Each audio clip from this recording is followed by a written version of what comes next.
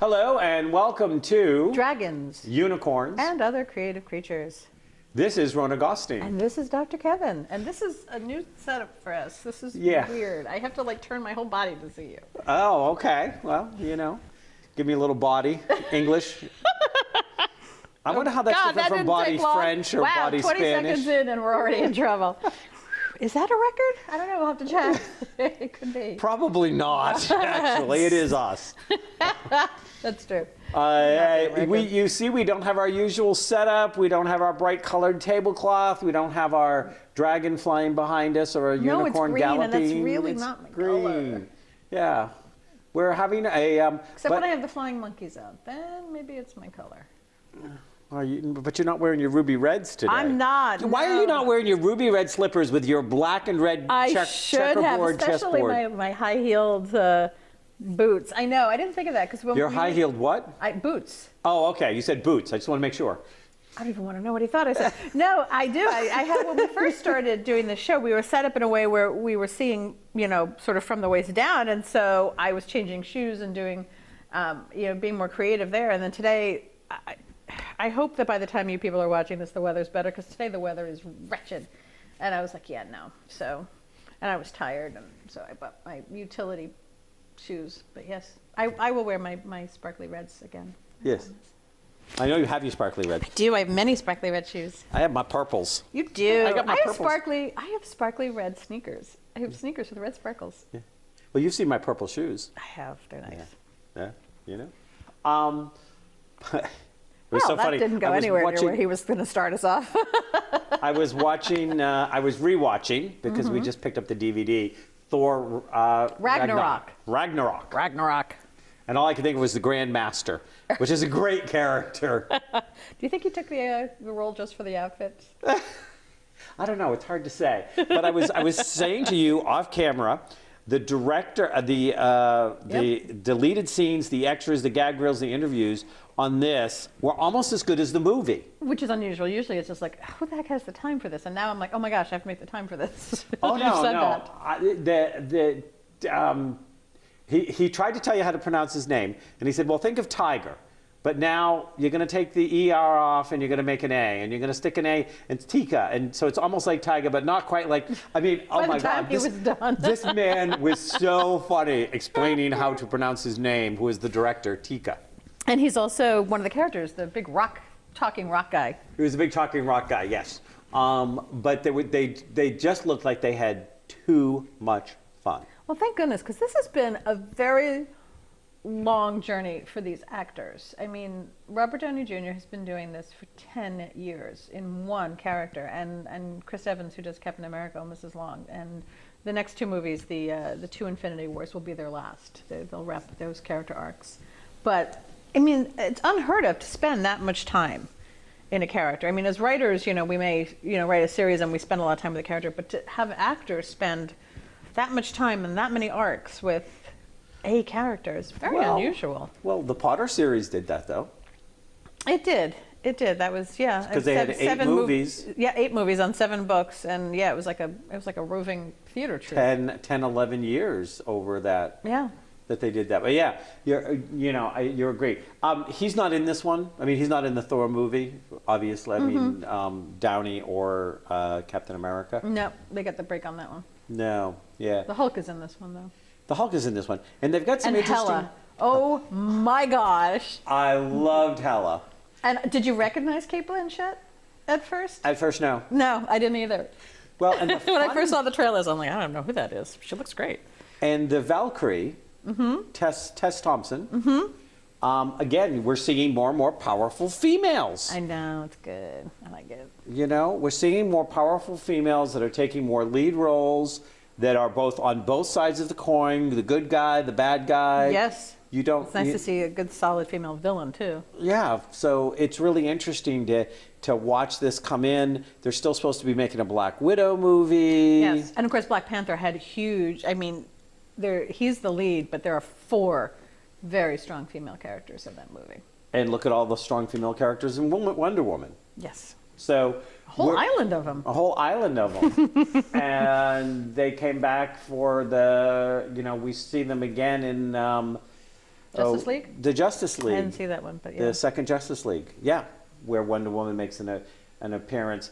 But what I'm loving is, and then we're going to get to our guests, but what I'm loving is they're making some real conscious efforts to evolve these major characters. Yes, yes. And they're showing the effects. Like in this movie, Thor has now been involved with humans for like 10 years in the story arc. So he's speaking less like he was speaking before, and he's talking, and he's got more, earthized. Yeah, there's colloquialisms and there's less. Yeah. The first time Iron Man sees him, he jokingly, he says, "What are you doing here?" He says, "I don't know. Shakespeare in the park. Doth mother know you? Thou wearest her drapes." Because he did. He spoke very formally. You're right. Yep. And it's become less. Yes. And from Wonder Woman to the Justice League, we see an evolution in Wonder Woman coming, because Batman calls her out on the fact that she's been hiding for 100 years with a broken heart. And that, how come she's not out there role modeling and taking, and inspiring, motivating. So very interesting. I'm going to have to catch that. I haven't seen the Justice League. I have seen Wonder Woman, as you know, because we spoke about that. Yeah, so it's very interesting. These characters have evolved. Strong women, powerful women, women who can kick butt. So speaking of those kind of women, we have today with us somebody woman who can kick butt. And who writes about a woman who can kick butt. She goes by several. Our guest today is author Jennifer Alice Provost, who writes books about fairies, orcs, and elves. Zombies, too. She grew up in the wilds of western Massachusetts. Are there zombies in western Massachusetts? Well, there's certainly zombies at the State House. Oh, well, yeah, that's eastern Massachusetts. They're called politicians. Ooh. But she's read every book where she grew up in the wilds of western Massachusetts and had read every book in her local library by age 12. But it was a small library. Probably. That Just saying. sense. It was a small library, yeah. Yeah, well. She had to move to a bigger It town. had 12 books. No. An early love of mythology and folklore led her to epic fantasy series. The Chronicles of Partholan and her day job as a cubicle monkey helped shape her urban fantasy, Copper Girl. We've all been cubicle monkey. Have you been a cubicle monkey ever? I don't know that I've ever actually been. I have. No, don't do it. I had offices always. No, don't do it. When she's not writing about things that go bump in the night or bump during the day, she's working on her MFA in creative nonfiction, which we will talk about that too. Welcome, Jennifer. Thank you. Glad to be here. It's funny that we started talking about Thor and stuff because we were talking before we started filming about your tattoos. My Viking tattoos. And one is Viking. I was like, how appropriate. And I love it because you said it helps you find your way even when you don't know where you're going. Yep, it means... That seems to be the perfect thing for a writer because half the time I swear we don't know where we're going. Oh yeah, you get 20,000 words into a book and then you think, okay, so now what do we do? It's got to end eventually, right? Can I blow somebody up? Can I throw somebody in? Maybe kill someone. That's always a good plot twist. You know, everybody always tells me, just kill somebody. I'm like, kill a beloved character. Romance? I'm really not. I mean, I can't kill kind of anybody too mean. I could probably kill a minor character and make them ill. Well, but in romance, very sick. You don't. Well, now romance has gotten grittier than it used to be. Well, yeah. I mean, you can do what you want. I mean, if you want to kill a character, you can kill a character. Yeah, but it used to be in romance that you'd have a beloved grandmother die. Oh, or, yeah, you could. Somebody do that. would die of old age, and it would be sad, but it would be a plot turning. I would say, be point for the motivating. character. Someone dies off screen, and then you inherit a house and a town, or you have to be the baker, and he comes in and sweeps you off your feet. That's right. You now own you've been a city girl all your life, and now you own the town bed and breakfast. Yes, and in your a tiny town where you can read all of the books in the library by the time you're 12. And it's funny because I've fallen down that rabbit hole recently. My current series I'm working on is literally a small town contemporary complete with dogs. I'm like, oh my gosh, how did I end up? I wrote a contemporary romance series. You did? Yes. That's right. Changing Lanes was the first one, right? Changing Teams. Changing Teams, lanes, changing scenes. Driving yesterday, everything's changing lanes. That's a movie that was slightly more successful than my series. Your series wasn't... Oh, actually, it did pretty well. Oh, I was going to say, that's... And how many... Was it 3 books with Classic 3? Yeah, it's a 3-book series. And the first one's called Changing Teams? Changing Teams, then Changing Scenes, and Changing Fate. So in the first one, they decided to bat for the other team? It's all about baseball. Oh, see, I was thinking that maybe I know what you were thinking. Changing teams. I thought, that maybe the hunk on the front cover decided to take up with, the brother of the heroine. And you can do that now in romance. When I started reading romance, I started writing romance, it was a hero and a heroine.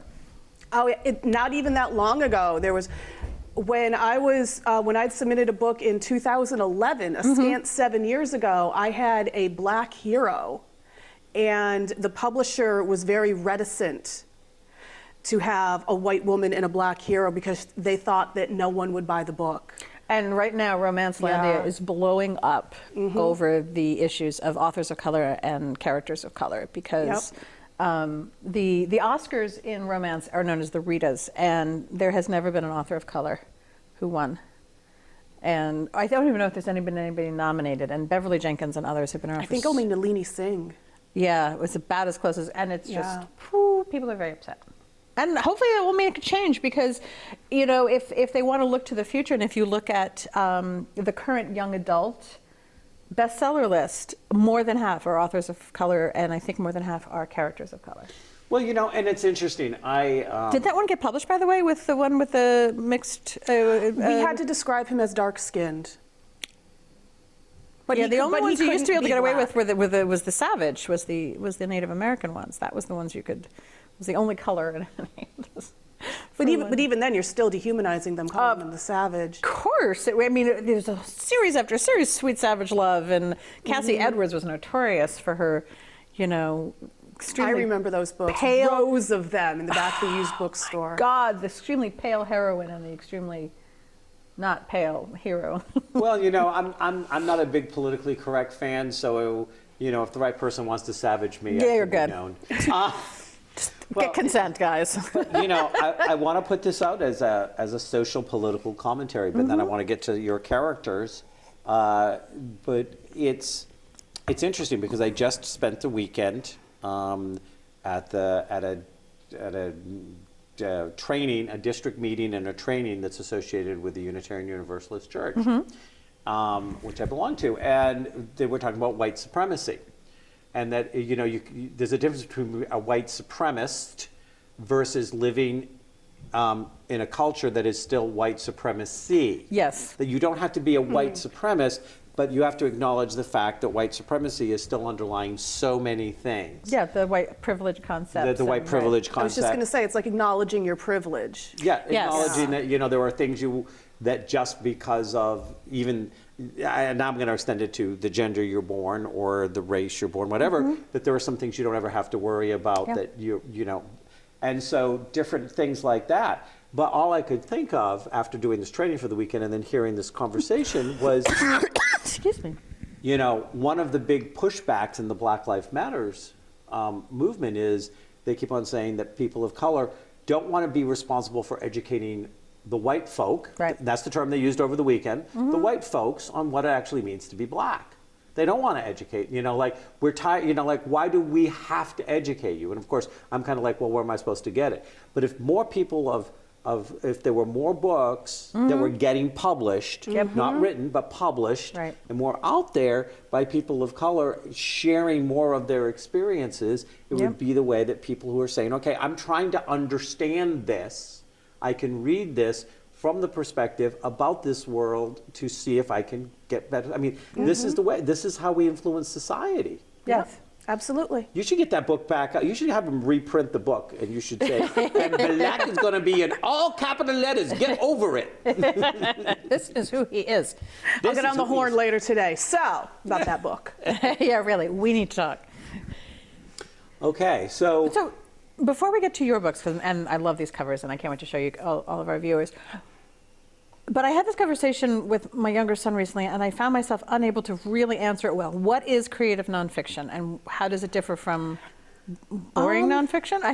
So a short way to explain creative nonfiction, it's like NPR.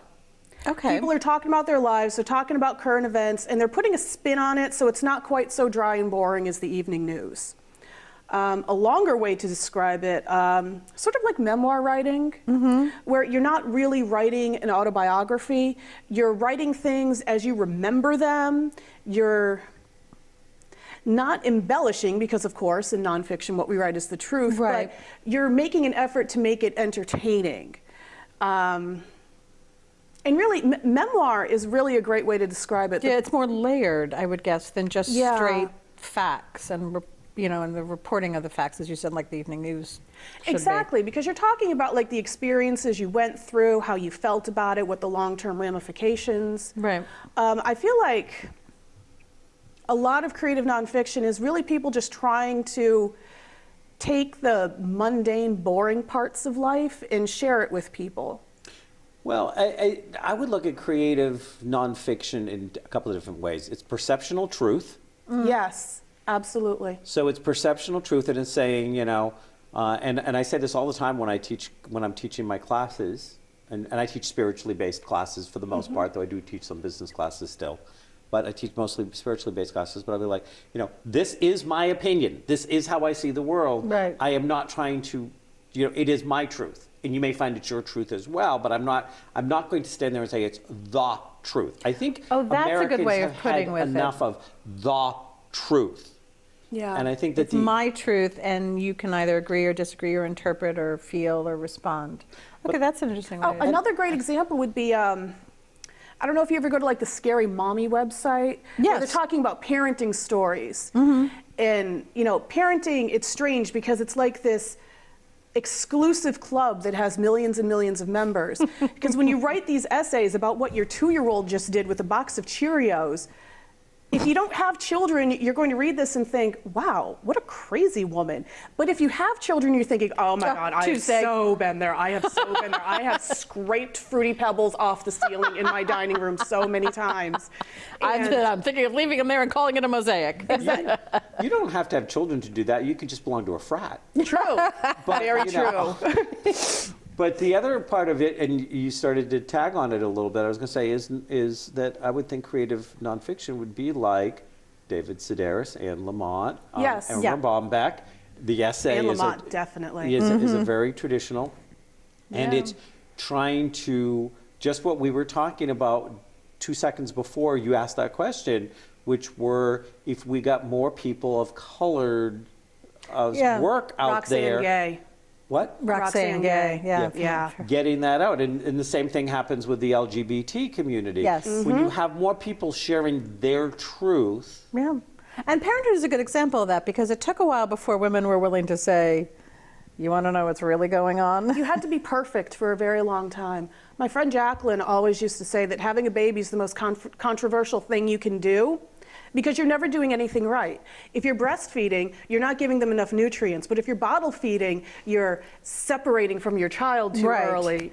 And it's just, no matter what you do, You're wrong. half of the world thinks that you are the worst parent in the world That's for right. doing Stay it. home and you're wrong. Go to work and you're wrong. And yeah, I homeschool. You should hear the, Oh, homeschool, the fire and brimstone upon you. But if you send them to public school, Oh you're my just as evil. God, exactly. Private school, just as bad. Yep. It's And There's- now that with all these blogs we do, and blogging is actually a really good medium for that Yes. concept. We have been able to open up and say, this is hellish. And this is today's hell, or Tuesday.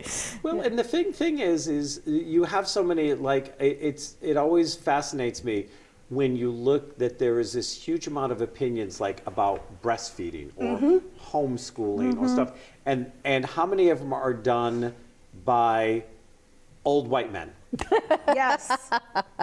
who Yeah, have yeah. degrees in something and no practical experience, No one can reality. teach a woman to be a mother better than an old white guy with no children of his own or who had a nanny take care of his children. Well, the woman that I was listening to this last weekend at the conference I went to, she was, she said, I always consider myself a liberated woman. She was a woman of color. She came from Egypt originally. And she was talking, and she goes, and then here I am, I've got 3 small kids, and I realize that my husband every day walks out of the house, never worries about a thing. If I leave the house, I have to make a list. I have to go over what each child needs. I have to do all the stuff. I'm going, like, these are his children. What is wrong with this? And I sat there and I just, it's so true. So what's funny is I have twins, as you both know. After I had them, I went back to work and my husband stayed home with the kids. So I was evil for leaving my children at home. Of course you were. You're gonna be wretched, murderous. But he evil. was some kind of saint from on high because he put his life on hold to care for his own children. And my husband is wonderful, so. No doubt. But it was just funny because any blowback from me going back to work came on me, and it was never against him for staying home and not working. Well, and I'm going to That's interesting. add to this for a second, because this was probably 15 years ago. I had one of my primary practice is as a spiritual coach and counselor. And so people who don't want to go down the traditional psychology route, so to speak, but are looking for guidance, and I get passed around a lot, which is another way to say referrals. That really is what he means. I had a young couple, and they did a session with me, and I was like, okay, I'm not quite understanding what the problem in your marriage is. I'm not hearing it. But she worked. She had a very high-powered job. He was a musician. He stayed home with the kids, did Friday and Saturday night band, like trying to get his band out there and stuff like this. And so finally I took a couple sessions and I was like, I'm not sure what the problem is. And I was pushing, and the problem was his parents thought she was horrible for out to work. Her parents thought he was useless, that everything, and I said, okay, so what you're telling me is your marriage is perfect except for when you talk to your families of birth. And they said, yeah. I said, so stop talking to your families of birth. Set boundaries and say, if you cannot respect the choices we made, go away. And when you grow up enough to do that, you can come back and have a relationship with us and your grandchildren. Go to your room. But you're not going to come into my house and make snide remarks about my parent, their dad or their mom, because you don't get the choices we made. But they really had to get in their faces. We set the boundaries. Oh, I bet. And I wish more people would do that, because I think it's just as important, to be a stay-at-home dad. It doesn't make any difference. If it's what works and is what balances you, makes you happy, just everybody stay out of everybody else's crazy He was choices. fantastic too. I never could have stayed home with 2 babies. I would be in an institution. That was I my had to mom do that, always but said that. he was fantastic. So really, it was what worked with us, and it worked out wonderfully. I get that with homeschooling. You're a better mother than I am. I could never do it. No, I'm a different mother than you are. It works for some parents, it works for some children, and sometimes it works for the parents and the children. But it doesn't. You can't judge. And this is so far off the topic of her awesome books. Yeah, but I'm just wondering if her female character that kicks butt with Demon, does she have a stay-at-home husband that takes care of the kids? That would be or fun. Does she take care of the That's the kids? plot of the next Incredibles or does movie. she not have any kids? Kind of is. Well, in Gallowglass, she's working on her PhD in geology. Ooh. Okay. So Rocks for jocks. Can we That's bring right. up the Oh, yes, three let's covers show- for a second? yes. These are some great covers. They are gorgeous. And the first 2 are available to all of our viewers. There they Yes. are.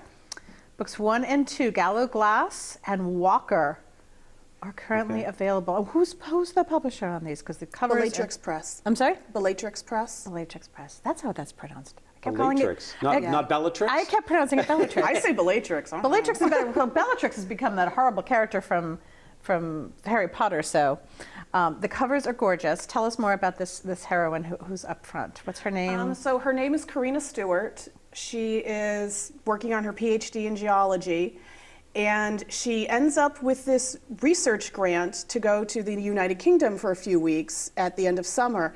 And she's just gotten off a horrible experience.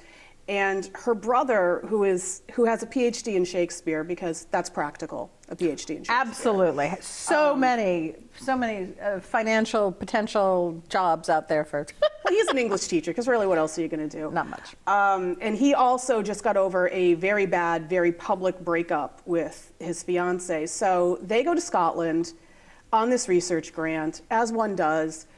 And they're tooling around the countryside, seeing what there is to see. Her brother Chris is pretty much drinking his way across Scotland. And they go Wouldn't to be the first. or the last.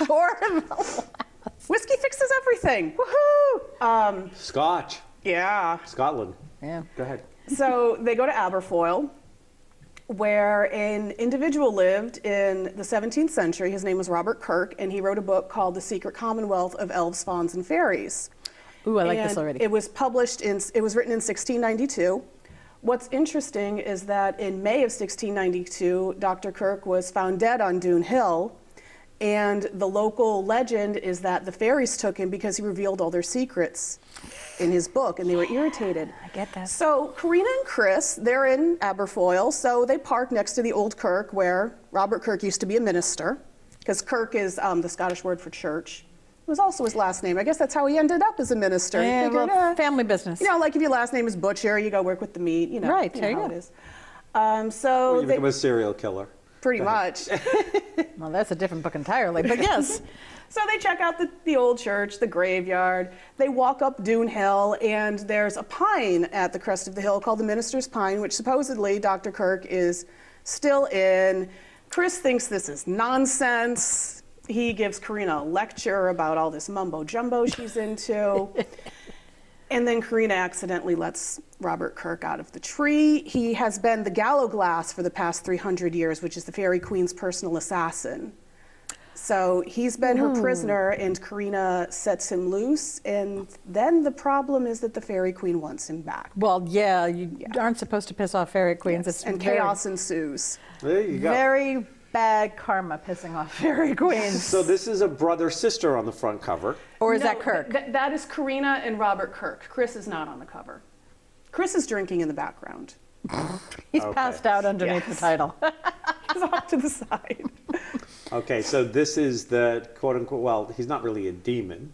He's not a No, demon. he's a former- He's a Gallowglass, which is the Fairy Queen's assassin. Okay.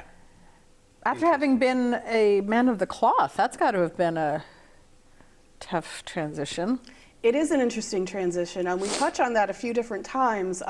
Karina actually asks him how he managed to hold on for as long as he did. It's been several hundred years by my count. And his response is always that his faith sustained him.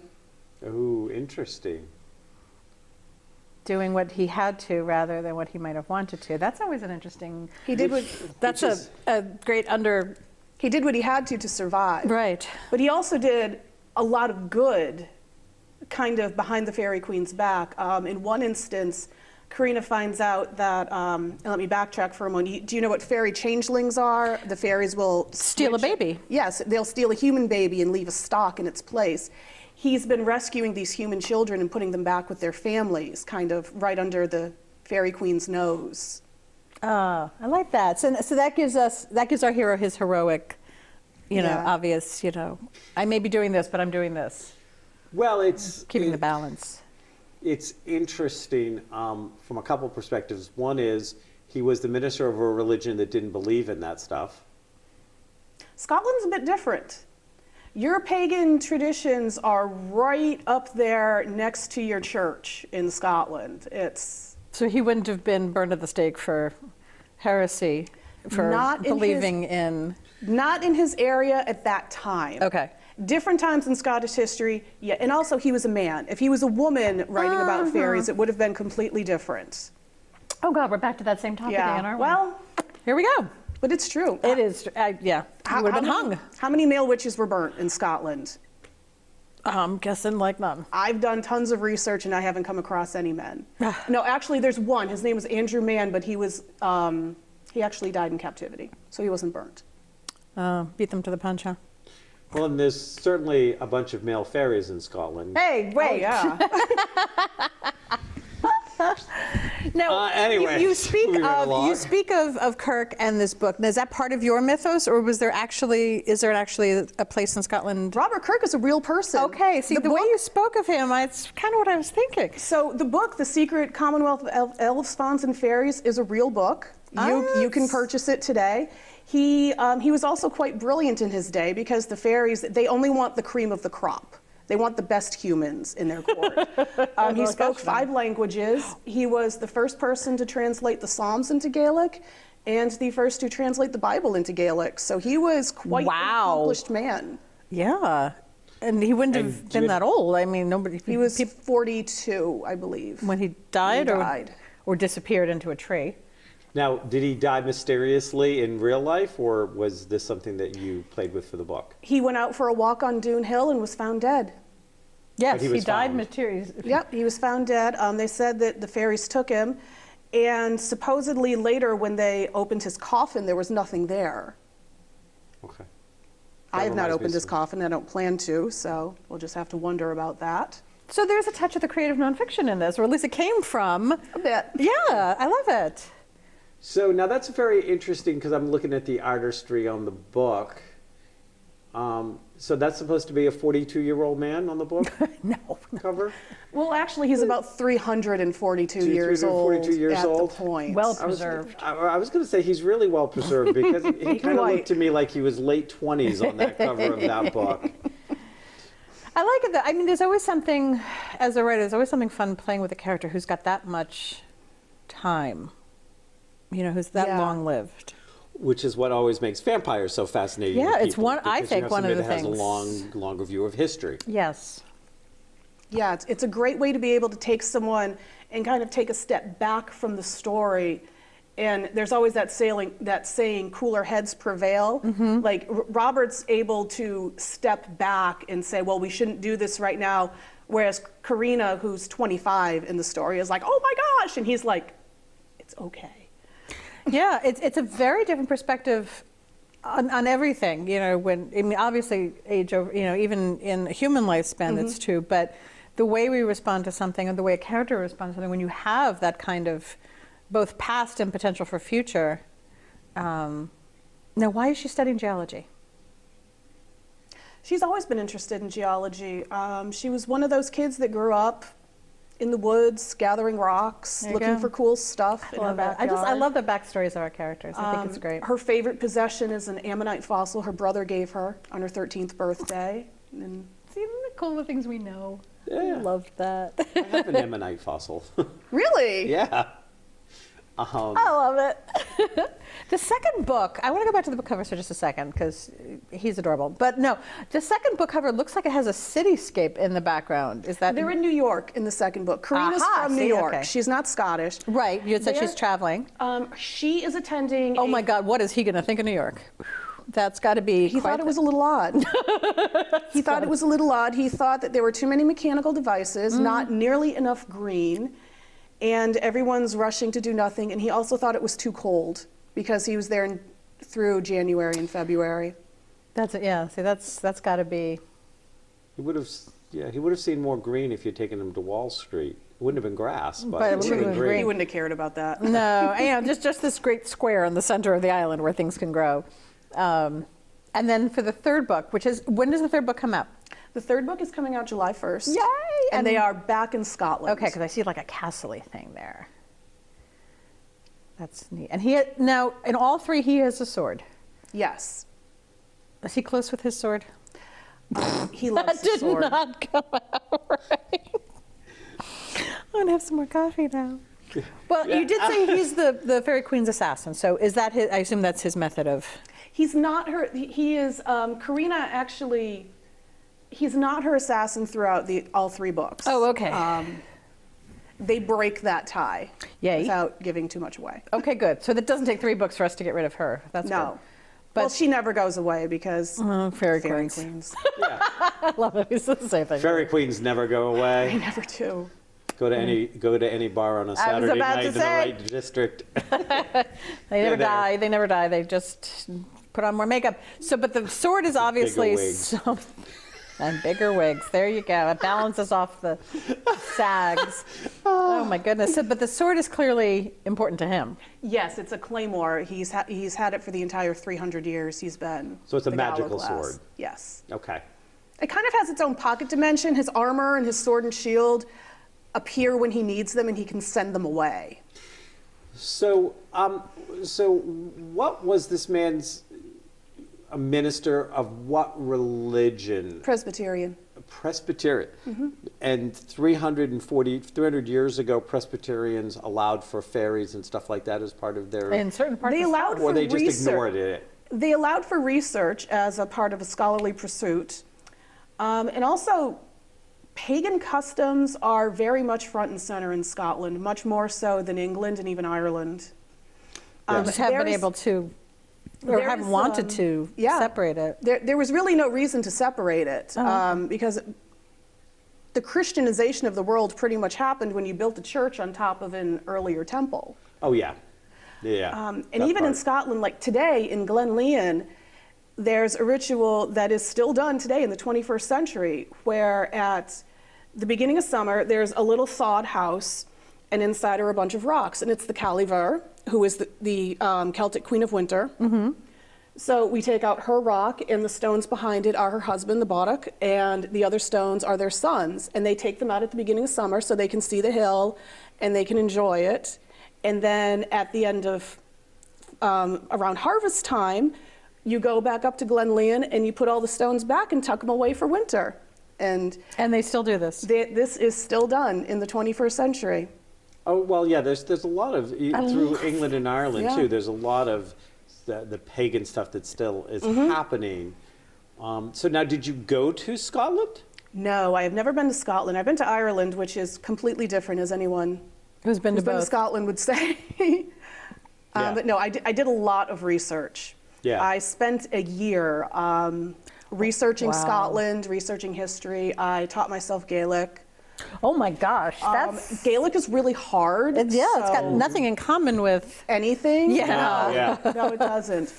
I also taught myself geology, which wasn't. I have a degree in environmental science, so I was already. bit of a- Yeah, so I was already familiar with a lot of geologic concepts. But since Karina's working on her PhD, I wanted to know as much about geology as she could know, so I could see the world through a geologist's eyes as she's going through Scotland. Like, what would she look for? Like when they're at Stirling Castle, that's situated on a bedrock formation called the Stirling Sill, and she was more interested in that than the castle, whereas her brother, who's the Shakespearean scholar, was more Will be- interested in yelling out, damn spot at the tour guide, which is not a way to endear yourself to tour guides. No, you don't want to. And I did a lot of research about 17th century Scotland because I wanted to know what Robert would know.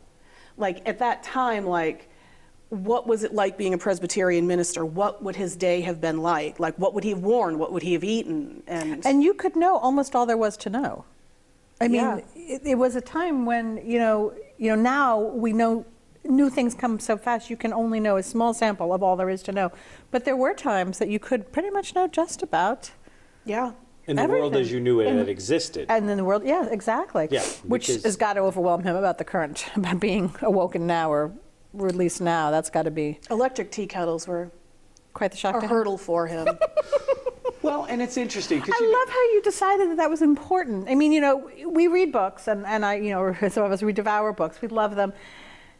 And we never get to hear, and I hope the people watching this are getting this, what Jen went through and what you did to immerse yourself in Karina and him and what would startle him. I mean, yes, the noise of New York City, but that startles almost everybody who's never been there. But an electric tea kettle, yep, that one's gonna. He wants to just build a giant hearth and have a pot of water at the ready all day. And Karina says, but the fire's electric. You and have to it's stick it in the enclosed. microwave. And I like the toaster, so we're keeping it.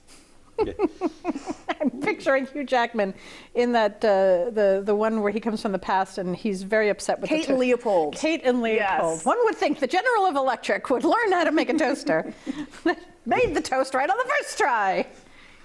Everybody puts the toast down twice. one of the things that I think you're an interesting juxtaposition to Rona on is Rona, the whole time we've done this show, one of her reoccurring comments along the way is that, she really liked theater when she was younger, but by being a writer, she can be all the characters in the book. So she gets to be all the characters, and that this is part of what's motivated her as a writer.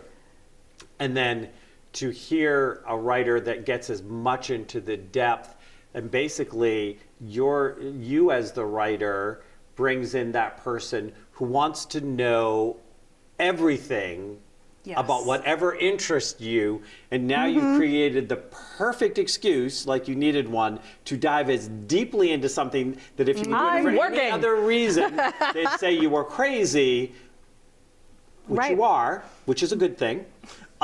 Our crazy. But again, look at the a very, and people that do historical, and there's a historical aspect to Yep. yours, are people who, some people might call frustrated historians. Yeah, I mean, because there is so many stories to be told in history. Yeah. Now, is that what started Galaglass? Did you meet her first, or did you discover something by him and went, yeah, I found the book that Robert Kirk wrote. There you I was go. researching That's my guess.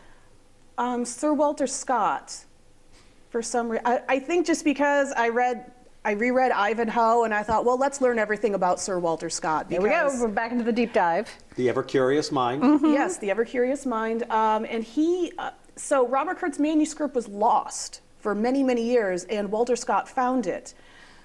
He was always interested in that area of Scotland, like Loch Lomond and the Trossachs in that area. And he came across Kirk's manuscript, and he had it published to great fanfare about 120 years after Robert Kirk died. No royalty issues. Oh, yeah. Well, that's the best thing. You get to keep all the money. What are you going to do? Mail a check to the fairy realm? That's a whole other book. You just put the gold in the empty coffin. And then you go back and you check a week later and see if it's still there. I was about to say you need to give offerings and such.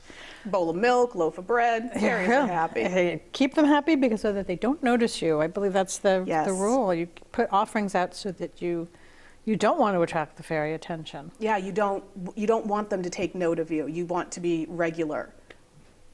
Because it's the interesting ones that they want to take. Yeah. Well, you said the cream of the crop, and of course, poor Robert is The cream of the crop. stood out. So this series ends this summer. The third book will come out. What's next for you? Have you decided? Has something or someone caught your eye? Or Well, I'm thinking about going further in the Galaglass series, but we've got the Caliver's daughter. Oh. So we might do something with her. She's one of those characters where she turned into something so much more than what I thought she would be, and that is just wonderful. She took on a life of her own, and I love her. Her name's Anya. I'm also working on a YA novel right now, of all things. Have you done YA before? No, I've never done YA. I didn't Young think adult, so. for those of you who might be watching the show Yes, and don't understand our what shorthand. YA for shorthand. young adults. So heroes and heroines between the ages of what? We like 15 to 18, 19, somewhere Around there. Yeah. Yeah, around there. And that would be about mermaids in Ireland. Ooh. So actually they'd be Merrows. Yep. A little different there. And my epic fantasy series, Chronicles of Partholon, is going on. Oh, we have covers for that one too.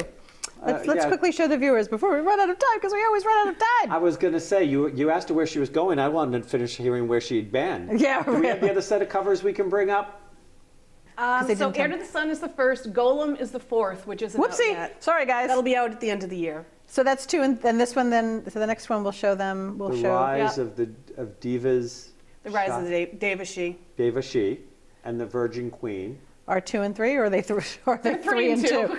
Gosh darn it, people! From now on, publishers, for my sake, please put what the number of the books are on the cover. Oh, that frustrates me when I start reading a series and I want to read them in order. That I have to go research. Yes, it's one of the biggest what's things. the order. Authors are told one of the big reasons people come. Why do people come to our websites? Reading orders, very big reason. So that series is 4 and is not done yet. No. It's still continuing. And we have less than 2 minutes. What can you tell us about this series? That is an epic fantasy series in a second world. It starts with the fairy king has sold his people in slavery to a race of demons. And great. one girl Yes. that we see on the cover of the Virgin Queen fights back. And what's her name? Her name is Ashera. Ashira. Ashira. It's Hebrew for I sing. What is she fighting? Demons. Of course. So you definitely are somebody, as we wrap up the show, the way we started it, who likes to present strong female characters. Yes, Okay. And the men who occasionally turn their heads. occasionally.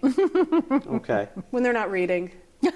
And studying something else. You have these lifelong learners of characters too. They are like you in that sense. Yes. Karina is in the Galaglass series is very much me. I mean, there's a whole scene where she drags Robert out to look for fossils in the middle of Scotland, because that's why she went. Hello, this is why I'm She here. didn't go to fight fairies and run around. She went to I love it. work She on sticks to her purpose. She's working on her PhD. Gilly, you can't let cute men distract you from your PhD. It's No, too what's much work. really important. Too much work put in. So if you, now you said "and zombies" in your introduction. Quickly, you only got a few seconds. Do you have any zombie books out? I'm not a big zombie fan. The first story I ever got paid for is called Zombie Love Song. It's currently out of print, but if you go to my website, it's up for free. Okay, There you zombie love song. Yes. Okay. Go to Jen's website because you can see that under her. We have your information under you. They can see it. We can't. Jennifer Alice Provost, thank you for coming. Thank you. We look forward to seeing the next part of your Journey. Gallo Glass series coming out. So there are all sorts of interesting and fascinating characters in the world. You're one of them. What are you going to do about it? Namaste.